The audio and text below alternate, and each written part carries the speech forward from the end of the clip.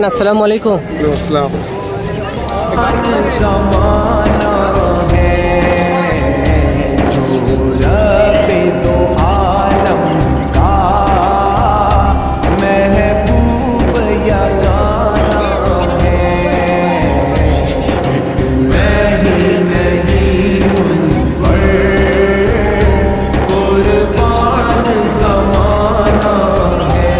Flashback. Back to another new blog video. আশা করি তোমরা খুবই ভালো আছো। তো তোমাদের দু ভালোবাসায় আমিও খুবই ভালো আছি। সো ফাইনাল আজকে চলেছি আবারও ইন্টারেস্টিং একটা ব্লগ ভিডিওতে। আজকে আসছেন ভাঙড়ের বিধায়ক নওশাদ সিদ্দিকী, জিরেনগাছা সাধুপাড়া। তো ওখানে ভাইজান আসে জনসংযোগে। আর আপনারাই জানেন যে জনসংযোগে যখন আসে তখন কিন্তু জনসমুদ্র হয়ে যায়। তো আজকে দেখার একটা বিষয় আছে যে নওশাদ সিদ্দিকী আজকে আসছে এবং কতটা ভিড় হয়, কারণ প্রায় জায়গায় দেখেছি যে জনসমুদ্র হয়ে যায়। তো আজকে সেটাও তোমাদেরকে দেখাবো। তো এখনও পর্যন্ত যারা সাবস্ক্রাইব করি সাবস্ক্রাইব করো। দেখো 7,000 সাবস্ক্রাইবার, তো অল্প কিছু সাবস্ক্রাইব আছে, তোমরা এখনও পর্যন্ত সাবস্ক্রাইব করছো না। সাবস্ক্রাইবটা করো ভাই, সব করে সাবস্ক্রাইবটা করে দাও। তো চলো ওখানে গিয়ে কি আপনাদেরকে দেখাবো, তো ফুল ভিডিওটা দেখতে থাকো। A few moments later. এসেই দেখতে পাচ্ছি ভাঙড়ের বিধায়ক নওশাদ সিদ্দিকী চলে এসছে। দাদা কেমন আছো? Hello hello check hello hello check hello hello check hello hello check hello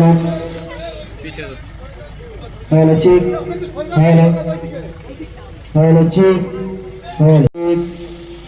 hello hello check hello hello check hello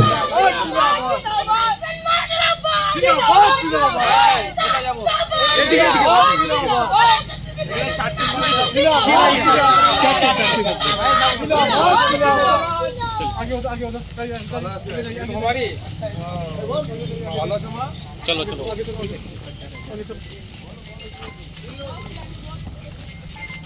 চারটের সময় একটা ইয়ে হয়ে যাবে না? ৭০,০০০ অফিসার ইলেকশন কমিশন অফ ইন্ডিয়াকে কে দিয়েছে জানেন? মমতা ব্যানার্জি। যাবেন কোথায়? এই তো তৃণমূল বলছে এসআইআর করতে দেবো না, আবার তৃণমূল ৭০,০০০ অফিসার দিচ্ছে এসআইআর করার জন্য। এর কথায় ভরসা করলে বাঁচবেন তো?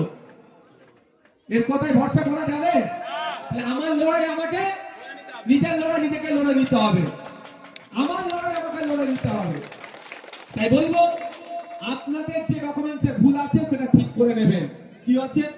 নাম বানান এক একটা এতে এক এক ধরনের বানান, এক একটা এতে এক এক ধরনের বানান, সেটা ঠিক করে নেবেন। অর্থাৎ আপনার ডকুমেন্টস আপনার কাগজ ঠিক করে নেবেন।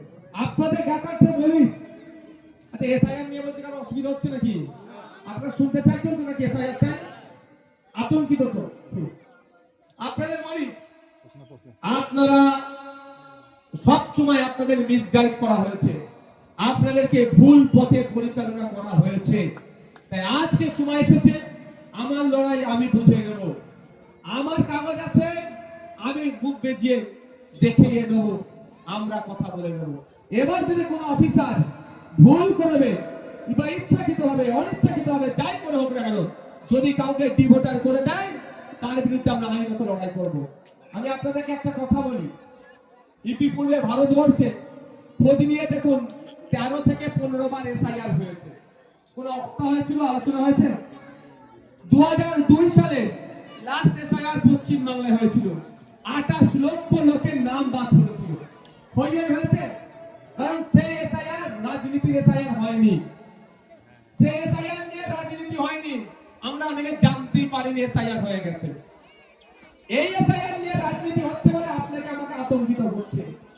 আপনাকে আমাকে বলতে পারে দলিতের অত নাম কেটে গেছে, আদিবাসীর কেটে গেছে, মুসলমানের কেটে গেছে।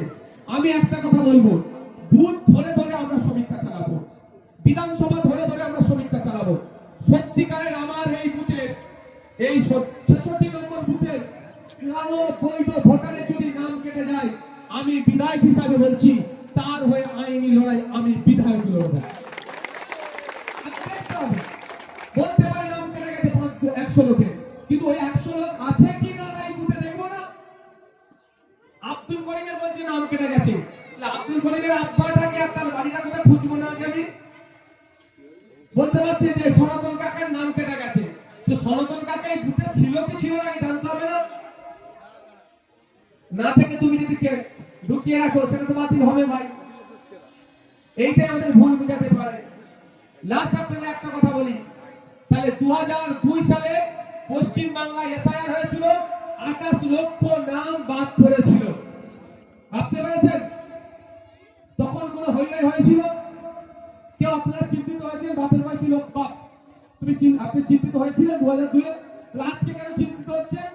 আজকে আপনাকে চিন্তার মাথায় ঢুকাচ্ছে কে? রাজনৈতিক কারবারিরা। আপনার প্রশ্ন করার দরকার ভাঙড়ে একটা গার্লস কলেজ কবে হবে? আপনার প্রশ্ন করা দরকার পলেরহাট 1 পলেরহাট 2 এখানে মিডিয়া একটা কেন হাই স্কুল বাড়াতে হবে? আপনার প্রশ্ন করা দরকার স্কুলে টিচার নাই কেন? আপনার প্রশ্ন করা দরকার জিরানগাছা হসপিটালে ঠিকমতো চিকিৎসা পরিষেবা পাচ্ছি না কেন? আপনার প্রশ্ন করা দরকার বাংলার বিজয়গঞ্জ বাজার থেকে বাস ছাড়তে হবে ধর্মতলা শিয়ালদা ধর্মতলা হয়ে হাওড়া পর্যন্ত, ভাঙড় থেকে বাস ছাড়তে হবে, এই বিজয়গঞ্জ বাজার থেকে বাস ছাড়তে হবে সাব ডিভিশন, ভাঙড় বিজয়গঞ্জ থেকে বাস ছাড়তে হবে আপনার বারাসাত, বিভিন্ন রুটে ভাঙড়কে যুক্ত করতে হবে। এই প্রশ্নটা করা দরকার ছিল। তার পরিবর্তে কি হচ্ছে? আপনি দেশে থাকবেন না থাকবেন না, আপনার ভোটার থাকবে কি থাকবে না, এই গল্প আমাদেরকে শোনানো হচ্ছে। তাই বন্ধুগণ বলছি, আমাদের সাবজেক্ট থেকে অবজেক্টে পাঠিয়ে দেওয়া হচ্ছে। সাবজেক্ট হচ্ছে আমার অধিকার, আমি রেশনটা পাচ্ছি কি পাচ্ছি না। সাবজেক্ট হচ্ছে আমার বাচ্চাগুলো যে স্কুলে পড়ে শিক্ষক দিচ্ছে কি দিচ্ছে না। আমার সাবজেক্ট হচ্ছে হসপিটালে গেলে আমি ট্রিটমেন্ট পাচ্ছি কি পাচ্ছি না। আমার সাবজেক্ট হচ্ছে আমি কৃষক, দিনের শেষে উৎপাদিত ফসলের দাম পাচ্ছি কি পাচ্ছি না। আমার সাবজেক্ট হচ্ছে আমি ডে লেবার, সারাদিন খাচ্ছি মাত্র 300 টাকা রোজ, এটা 600 টাকা হবে কি করে? তা নিয়ে কথা বলা দরকার, তা নিয়ে চর্চা করা দরকার। সে সমস্ত জিনিস বাদ দিয়ে আমি দেশে থাকবো কি থাকবো না, আমি ভোট দিতে পারবো কি পারবো না, এটি আমাদেরকে অবজেক্টের দিকে ঢুকিয়ে দিচ্ছে। এক কথায় আজকে মোদিজি প্রধানমন্ত্রী চেয়ারে বসে আছে জনগণের ভোটে, যদি অবৈধ ভোটারই থাকে তাহলে তাকে প্রধানমন্ত্রী চেয়ার থেকে ওনাকে পদত্যাগ করা দরকার, তাই না? মুখ্যমন্ত্রী যে চেয়ারে বসে আছে জনগণের ভোটে বসে আছে, যদি অবৈধ ভোটারই ভোট দিয়ে জনগণের চেয়ারে বসায় তাহলে তাকে পদত্যাগ করা দরকার। তাহলে আমাদের মূল ইস্যুটা কি? শিক্ষা, স্বাস্থ্য, কর্মসংস্থান, নারীর ক্ষমতায়ন, নারীর নিরাপত্তা, জাতি বৈষম্য দূর করা, এটা আমাদের মূল ইস্যু হওয়া দরকার। এইগুলো এর পরিবর্তে কি হচ্ছে? আমি দেশে থাকতে পারবো কি পারবো না, আমি আমরা রাখবো, তার বিরুদ্ধে আমরা কি করব? আইনি লড়াই করব, মাঠে ময়দানে নেমে লড়াই করব, সেই অফিসারের সাথে আমরা বোঝাপড়া করে দেবো গণতান্ত্রিক প্রক্রিয়াতে। আতঙ্কিত হলে এগুলো করতে পারবেন। এবার আসে যাক মমতা ব্যানার্জির দলের তৃণমূল কংগ্রেসের দ্বিচারিতা শুনুন। যখন প্রথম এসআইআর নিয়ে কথা হয়েছিল তৃণমূল কংগ্রেস কি বলেছিল? যে এসআইআর করতে দেব না। আর আমি তখনও বলেছি, যেটা আজকেও সেটা বলছি তো ভাই, আমি তখনও বলেছি যে আতঙ্কিত হবেন না, আজকেও বলছি আতঙ্কিত হবেন না। আতঙ্কিত হলে সমস্যার সমাধান হবে না। আমি আপনাদের একটা শুধু কথা বলি, সাপে কামড়ে মারা যায় আপনারা জানেন তো? সাপে কামড়ে তৎক্ষণিক মারা যায়, সাপে কামড়ে সঙ্গে সঙ্গে মারা যায়। কেন মারা যায় আপনারা জানেন? সাপের বিষয়টা মরে না। মেডিকেল সায়েন্স বলছে হয় 60 মিনিট বা 90 মিনিট সাপে কামড়ানোর পরেও এর মধ্যে যদি ট্রিটমেন্ট করেন সাপে বাঁচানো সম্ভব। কিন্তু সাপে কামড়ানোর সঙ্গে সঙ্গে মারা যায়, এরকম ঘটনা ঘটেছে। কেন বলুন তো?